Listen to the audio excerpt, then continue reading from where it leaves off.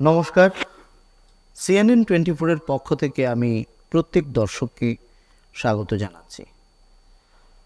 চলছে নির্বাচনের আবহ এবং এই আবহে আমরা প্রতিদিন বিভিন্ন দল, বিভিন্ন ব্যক্তি, বিশেষ করে যারা মনোনয়ন প্রত্যাশী তাদের মতামত তুলে ধরার চেষ্টা করছি। আজকের আমরা আমাদের এমন এক অতিথি যিনি বলবো এই সময়ে শিলচর শহরে বহু আলোচিত এবং রাজনীতির অঙ্গনে তিনি বিতর্কিত, সেটা দল হোক, কাজের জায়গা বা রাজনীতির অঙ্গন। যেটা বলছিলাম আমি, তিনি অতনু ভট্টাচার্য, সাবেক জেলা ক্রীড়া সংস্থার সম্পাদক এবং এবছর 2026-এর যে নির্বাচন, আসন্ন নির্বাচন, সেই নির্বাচনের কংগ্রেস দলের একজন প্রার্থী প্রত্যাশী।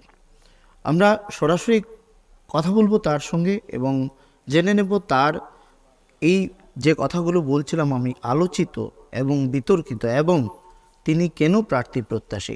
তো অতনুদা, আপনাকে আমাদের স্টুডিওতে স্বাগত জানাচ্ছি। হ্যাঁ, আপনাদেরকেও নমস্কার। CNN কর্তৃপক্ষ সবাইকে আমার আন্তরিক অভিনন্দন। 3বারের ওয়ার্ড কমিশনার তিনি এবং তার স্ত্রী। তো তার রাজনৈতিক এবং যে সামাজিক কর্মকাণ্ড রয়েছে সেগুলো নিয়েও কথা বলবো আমরা। তো যে কথাটা বলছিলাম আমি, দল কেন আপনাকে টিকিট দেবে বা কেন আপনি মনোনয়ন প্রত্যাশী? আর দল কাকে টিকিট দেবে দলই চিন্তা ভাবনা করবে। আমি প্রত্যাশী এই কারণেই, আমি বিগত অনেক দিন থেকে দেখছি শিলচরে অনেক সমস্যা সৃষ্টি হয়েছে, তা তুলে ধরার জন্য আমার মনে হয়েছে বিধানসভায় যাওয়াটা জরুরি। এবং অনেকেই আমাকে বলছেন প্রতিবাদ করার জন্য, প্রতিবাদী কণ্ঠ হওয়া প্রয়োজন। সেই সব দিক বিচার করেই মনে মনে ভেবেছি যে দলের কাছে আবেদনপত্র দাখিল করব। দল যদি আমাকে মনে করে তাহলে দলের প্রার্থী নির্বাচন করবে। আমি যথাসাধ্য চেষ্টা করব যাতে এ উপত্যকার সমস্যা নিয়ে সমাধানের জন্য বিধানসভায় বা জনগণের মাধ্যমে যা করা উচিত বা করা প্রয়োজন তা করার চেষ্টা করব। এই জন্যই আমি বেছে নিয়েছি যে মনোনয়নের নিয়ে যদি সুযোগ পাই বিধানসভায় যাব। অনেকের প্রশ্ন যে যেহেতু আপনি একজন প্রার্থী প্রত্যাশী, বিধায়ক হবেন, এই আশার নিয়েই আপনি আবার এই দায়িত্ব নিয়েছেন শহর এটা ভুল কথা। দায়িত্ব তো আমি নিজের হাতে নিতে পারবো না। আমি নিজে যদি নিয়ে যেতে তো মনোনয়ন নিব, স্টেট প্রেসিডেন্ট হয়ে যাব, ইন্ডিয়া প্রেসিডেন্ট হয়ে যাব। না, সেটা কথা নয়। হ্যাঁ, নিজে কেমনে নেব? দল আমাকে দিয়েছে। আপনি রাজি হয়েছেন এই কারণে? রাজি হওয়া না রাজি হওয়া দলের কোনো সিদ্ধান্তকে কোনো দিনেই আমি অরাজি হইনি। কিন্তু এরকম আমার ট্র্যাক রেকর্ড নাই। দল বলেছে আমি তা মানিনি, এরকম কোনো রেকর্ড আমার নাই। এই পলিটিক্যাল লাইফে কোনো জায়গায় এরকম কোনো ব্যাপার নাই। দল যা বলবে আমি তাই করব। আমাকে বলেছে শহরের দায়িত্ব নিয়ে একটা অর্ডার পাঠিয়ে দেওয়া হয়েছে, আমি অর্ডারটা রিসিভ করেছি। 15 তারিখ রাত্রে 8:30টার সময় আমাকে আমার ইনচার্জ এপিসিসি থেকে বলেছেন কংগ্রেচুলেশন। আমি বললাম কিসের দাদা? সেই দিন আমি খুব ব্যস্ত ছিলাম, শিলচর জেলা ক্রীড়া সংস্থার খেলাধুলাও ছিল অনেকটা। তা আমি বলছি না দাদা, আমি তো হোয়াটসঅ্যাপ দেখিনি, দেখো। তারপরে 8:30টার সময় দেখি হোয়াটসঅ্যাপে I as appointed as a president of Silchar town Congress committee. ওই জানতে পারলাম। তারপর তো আজকে 21 তারিখ, 5-6 দিন হয়েছে। তারপর আমার আগের থেকে একটা সিদ্ধান্ত নেওয়া ছিল মানসিকভাবে যে আমি শিলচরে প্রতিদ্বন্দ্বী করার জন্য মনোনয়ন চাইব। তাই অনেকে হয়তো বলছে যে প্রতিদ্বন্দ্বিতা করার জন্য মনোনয়ন চেয়েছি। মনোনয়ন যদি পেয়ে যাই তো আমাকে এই দায়িত্ব থাকতে হবে। কিন্তু আমরা দেখলাম পরবর্তীতে যিনি সভাপতি হয়েছিলেন অভিজিৎ পাল, তার সময়ে আপনি কিন্তু 3 বছর কংগ্রেসে খুব একটা যাননি। অনেকে বলছে আপনি কংগ্রেস অফিসে যাননি, অথচ দলীয় প্রদেশ বা আপনাদের কেন্দ্রীয় নেতৃবৃন্দ যখন শিলচর এসছেন, আপনি সার্কিট হাউসে গিয়ে দেখা করেছেন, আপনিও কার্যালয়ে যান। এখন এইটার কথাটা হলো দাদা, যিনি সভাপতি উনি কি আমাকে কখনো দেখেছেন? আপনি তো দলের কর্মী, আপনি তো সহজেই যেতে পারেন। আমি দলের অফিসের কমপ্লেক্স কম্পাস ছাড়া হ্যাঁ, যে সব জায়গায় কংগ্রেসের অনুষ্ঠান হয়েছে সব জায়গায় আমি গেছি। আমি মনোনয়ন এমপি ইলেকশনের সময় কাজ করেছি, মনোনয়নের সময় ক্যান্ডিডেটের সঙ্গে মনোনয়ন দিতে গেছি। গুয়াহাটিতে কোনো অনুষ্ঠান হয়েছে, দিল্লিতে অনুষ্ঠান হয়েছে, শিলচরের বিভিন্ন জায়গায় হয়েছে, সুনাই হয়েছে, দলাই হয়েছে, আমি সব জায়গায় গেছি। আমি কংগ্রেস অফিসে আসিনি, কারণ আমাকে কোনো আমন্ত্রণই জানানো হয়নি। তো আপনাকে কেন আমন্ত্রণ জানাবে? আপনি একজন কংগ্রেসের সদস্য, সভাপতি কেন আমন্ত্রণ? না, সদস্য দেখেন, আমি সেই অনুষ্ঠানের কথা বলছেন আপনি, অথচ আমি বলছি বিভিন্ন সময়ে যে কাজগুলো রয়েছে সেই কাজেও আপনি কাজে আমাকে দায়িত্ব দিলে তো, অনেকেই তখন দায়িত্ব না দিলে যায় না। পরিবেশের উপর নির্ভর করে সবাই চলে। অনেক সিনিয়র লিডাররাও তো যান না, শুধু আমি নয়, অনেক প্রাক্তন বিধায়ক মন্ত্রী ওনারাও তো যান না। তার মানে দলের মধ্যে অন্তর্কুল না, অন্তর্কুন্দল নাই, দলকে আমি ভালোবাসি।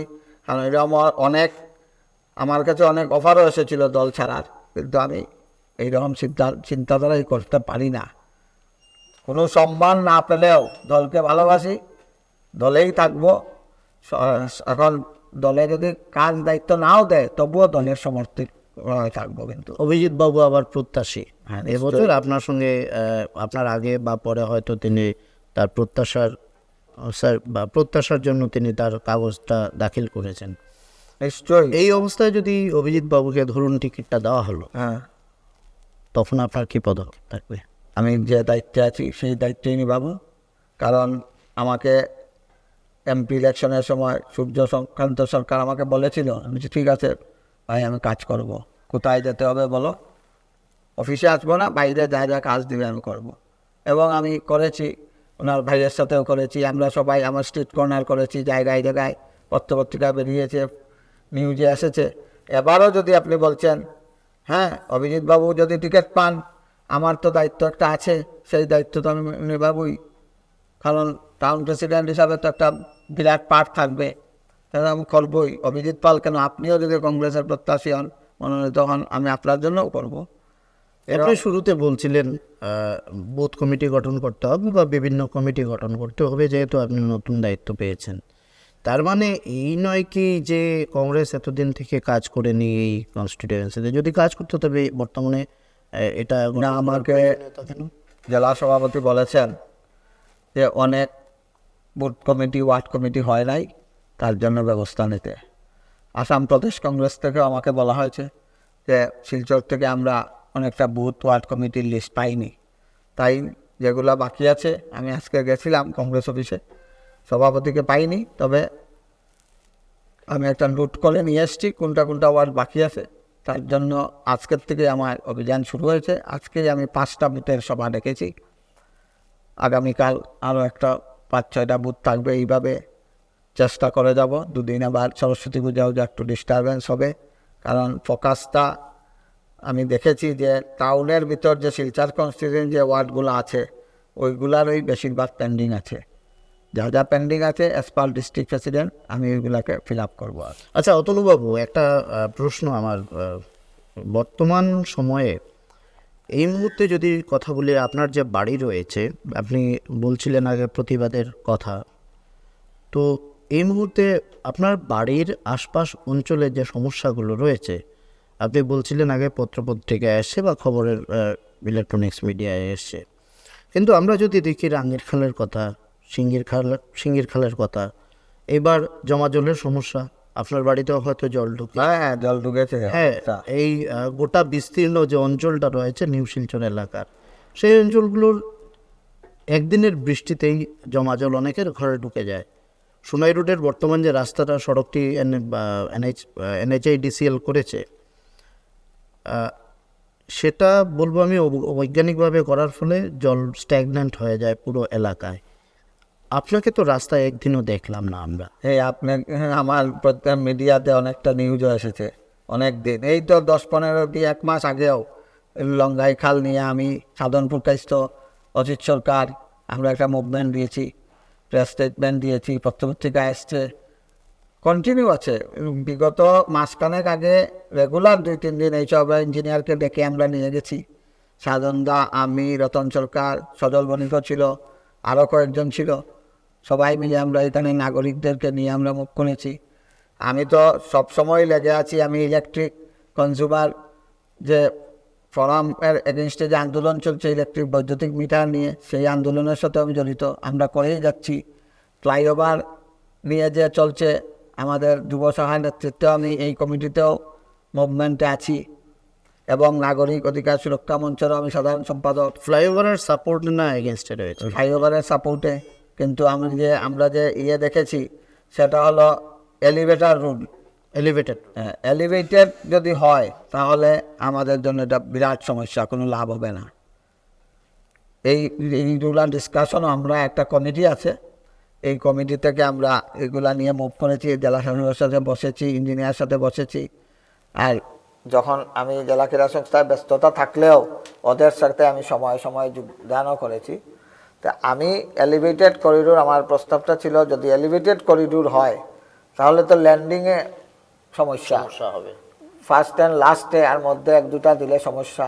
আমরা চিন্তা করে দেখেছি যে যারা মধ্য রাস্তায় নামবে, রাঙ্গিরহাট থেকে Ambikabarti, Premtala, hospital road, civil hospital, ওরা কোথায় যাবে?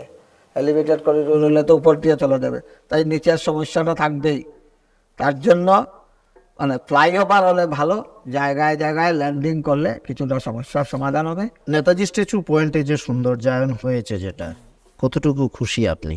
না, প্রথমে শুনেছিলাম অনেক ফুট হাইট মূর্তি, তারপরে দেখলাম সেই তো সমানই, 1-2 ফুটের বেশ কম। তারপর সুন্দরায়ন তো সবসময় ভালো লাগে, ভারত থেকে মানুষ আসলে বলে এমন কি হলো এখানে, এখন যদি ফ্লাইওভার যায় এটার অবস্থা কি হবে? এতটা টাকা খরচ করে বানানো হয়েছে, আবার এটা ভাঙ্গা হবে। তার মানে দীপায়ন চক্রবর্তী কাজ ভালো করছেন, চেষ্টা করছেন। এইটা তো আমি যতটুকু জানি জনগণের চাঁদা দিয়ে হয়েছে। না, গোটা শিলচর শহরের না, যে এখন কাজগুলো আপনি হচ্ছে, একটা কীর্তনের অনুষ্ঠান করলেন, দুর্গাপূজা করলেন, চাঁদা তুলে, এটা তো সবার, আপনি একলা তো ক্রেডিট নিতে পারেন না, এটা তো সবার, সবাই মিলে করেছে। আমি বলছিলাম দীপায়ন চক্রবর্তী যে কাজ করছেন, শিলচরের বিধায়ক শহর জুড়ে যে কাজগুলো হচ্ছে, কতটুকু সন্তুষ্ট? কাজগুলো যে হচ্ছে, আমি প্রথমেই বলি রাঙ্গির খালের ওয়াল নিয়ে, এটা তো উনারই প্রজেক্ট।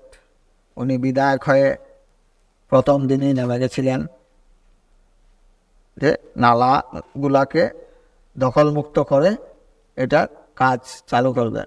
5 বছর হয়ে গেল, আমরা এখনও জায়গায় আছি। আজ এখনও নালা, আমি কদিন আগে যখন নতুন জেলা শাসক আসলেন, ওনার কাছে আমি ব্যক্তিগতভাবে, উনি কয়েকজনকে আমন্ত্রণ জানিয়েছিলেন পরিচিতি পর্বের জন্য, সেই অনুষ্ঠানে আমি গেছিলাম এবং ওনাকে আমি বলে এসছি, স্যার ইন এভরি উইন্টার সিজনে শিলচর শহরের বড় 4-5টা খাল আছে, ওইগুলা পরিষ্কার করা হয়। বিগত কয়েক বছর থেকে এগুলা করা হয় না। এখন বৃষ্টি হলেই খালের কিছুটা কাজ হয়, আবার বৃষ্টি হলে বন্ধ থাকে, ওয়াল ফেটে যায়। নেতাজি স্কুলের সমস্যা নিয়ে ওনারাও বলেছেন, একটা মেয়েদের হাই স্কুল নিউ শিলচরে, একটা বড় স্কুল, এটা আজকে কয়েক বছর থেকে রাস্তা দিয়ে স্কুলের স্টুডেন্টরা সঠিকভাবে যাতায়াত করতে পারছে না। তো কী কাজটা ভালো হলো? ভালো কাজটা কোথায় হলো? ফুটপাথগুলা রিনোভেট হচ্ছে। আমার বাড়ির সামনে, ঠিক ঈশান বাংলার অফিসের সামনে, আগের ওয়ালের উপরেই আবার ওয়াল তুলে উপরে স্ল্যাব টাইলস টুলস লাগিয়ে করে দেওয়া হয়েছে। অনেক জায়গায় এরকম লোকে ভাঙলো, জায়গা বড় কোথায় হলো? আপনি প্রতিবাদ করলেন না? আমরা তো প্রতিবাদ করেছি, প্রতিবাদ করে রেজাল্ট পাইনি। এই বিষয়ে আদালতেও তো আদালতে আমার এগেনস্টে কেস চলছেও। বায়োমেট নিয়ে আমি প্রতিবাদ করেছি, আমার এগেনস্টে কেস হয়েছে।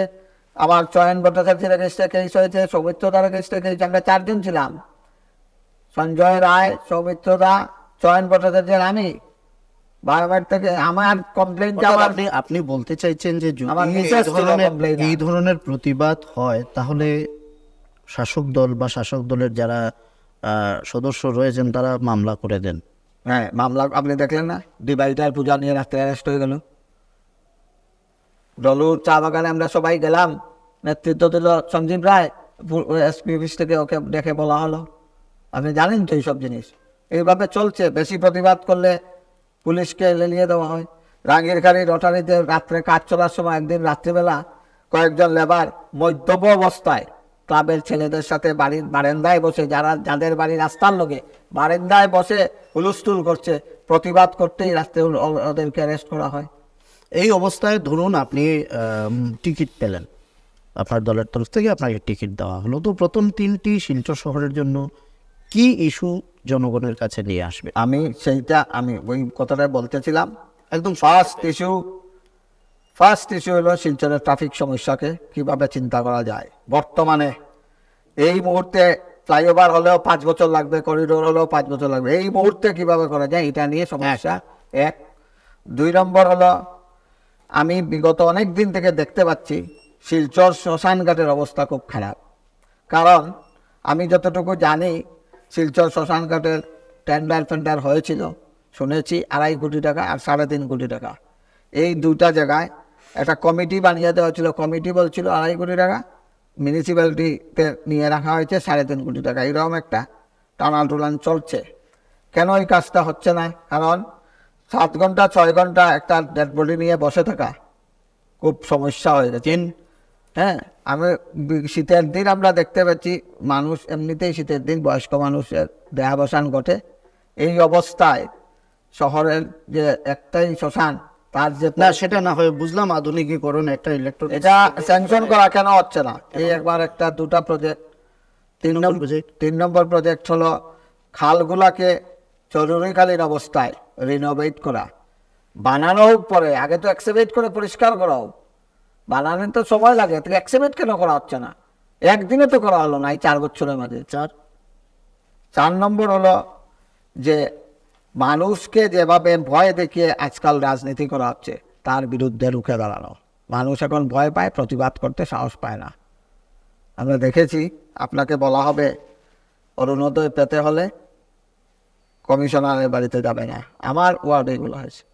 এইবার যে বিএলওরা কাজ করছে, কোথায় বসে করছে, কিভাবে করছে, কোথায় ট্রেনিং দেওয়া হচ্ছে, কোথায় ওদেরকে বলা হচ্ছে যে এই করো? এই রাজনৈতিকভাবে প্রশিক্ষণ দেওয়ার কথা না তো।